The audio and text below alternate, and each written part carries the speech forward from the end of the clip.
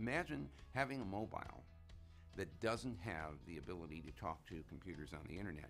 You couldn't do a Google search. You couldn't send and receive mail. As time has gone on, more and more devices have shown up on the net. They too need to have addresses as well. So the internet was designed in 1973 and launched in 1983. And in that time frame, we thought it was an experiment.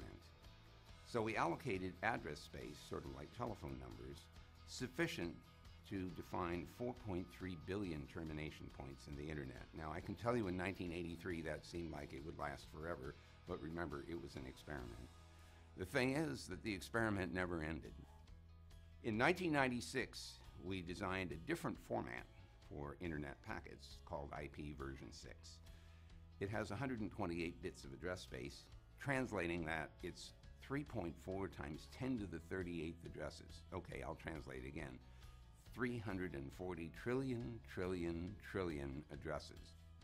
There are already 5.5 billion mobiles in the world. If they all had internet addresses, it would exhaust instantly the IPv4 address space, which, as I said before, is only 4.3 billion addresses. So 16 years later, not only have we run out of IPv4 address space, but we're also now absolutely compelled to implement the new one so we can continue to grow the network. If we don't implement, what will happen is that the version 4 address space will exhaust. People will not be able to get onto the net because they won't have addresses to use. And at that point, the internet stops growing.